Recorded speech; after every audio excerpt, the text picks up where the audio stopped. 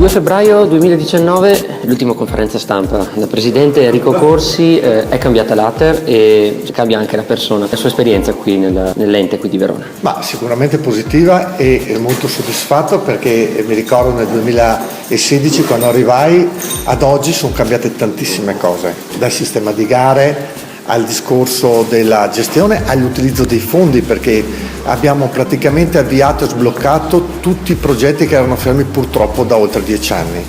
E con gli investimenti che faremo nel 2019 già deliberati andremo praticamente ad azzerare o quasi azzerare il numero di alloggi sfitti che prima erano praticamente lasciati chiusi per mancanza di fondi.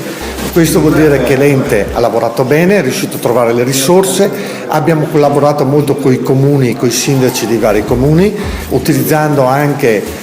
tutte le risorse disponibili. Mi sento veramente soddisfatto e so di lasciare l'ente in buone mani anche per chi lo guiderà nei prossimi mesi, perché ormai la strada è stata, segnata. I sindaci in generale sono il motore di questo sistema, di questo paese. Lo sono anche per l'Ater, fondamentali, sono i nostri occhi sul territorio, sono le persone con cui si deve lavorare e collaborare per raggiungere il massimo dei risultati. E devo dire che ho avuto tante soddisfazioni, perché l'ultima riunione dove sono stati convocati 78 sindaci ne hanno partecipato più di una sessantina, e questa è una grande soddisfazione.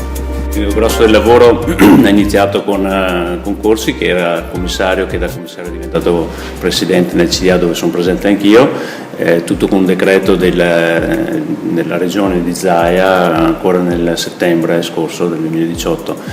Ha segnato la strada, come diceva il presidente, perché di fatto sono state cambiate tantissime cose. A livello di organico interno sono stati riassegnati dei ruoli importanti che hanno migliorato l'asset interno, e quindi tutto sommato questo è stato molto positivo. Noi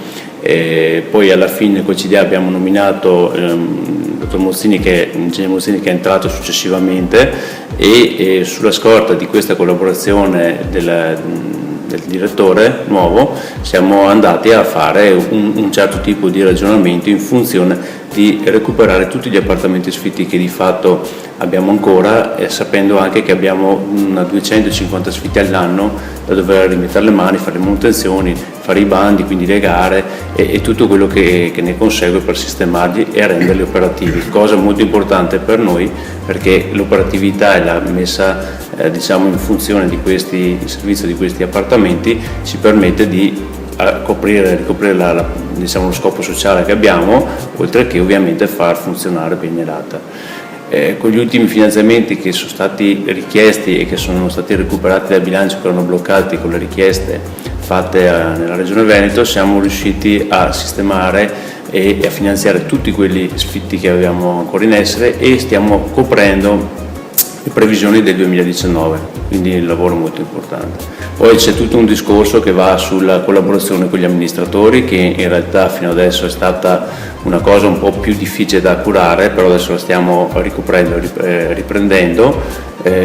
oltre a tutto il lavorone fatto sulla call center, con ovviamente le chiamate che evitano di far sì che gli utenti possano perdere tempo per venire a non trovare l'appuntamento con il tecnico incaricato. Quindi questo è il grosso. Poi con il direttore potremo essere più specifici, perché in realtà lui sta arrivando sull'operatività dell'azienda, e qui passo la parola al direttore. Io sono qui da un mese giusto oggi, per cui ho soltanto potuto constatare che la macchina Ater è una macchina che è stata messa a punto in questi ultimi anni in maniera esemplare come pubblica amministrazione, perché ho trovato un ente piccolo però dinamico e con degli obiettivi chiari da perseguire e da perseguire in maniera caparbia, perché c'è il messaggio che viene fuori anche da questa presidenza, dai consiglieri, è: seguiamo gli obiettivi in maniera caparbia, ventre a terra, e si perseguono. Gli obiettivi sono stati dichiarati sia in conferenza che adesso dal consigliere: gli sfitti, l'andare a spendere tutti i bandi a cui aderiamo per tutti i territori di Verona e della provincia, per cui lavoro ce n'è tanto.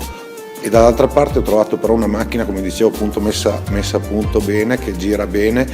e con un ambiente che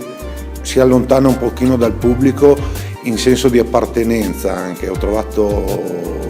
dei dipendenti molto attaccati al loro lavoro, con una dedizione e una buona predisposizione al lavoro, cose che nel pubblico non sempre. Io vengo dal pubblico, ho 30 anni di pubblico, per cui non sempre ho trovato delle situazioni così ci sono delle aree di miglioramento sicuramente, perché si può migliorare sempre, però mediamente un'ottima macchina, ecco.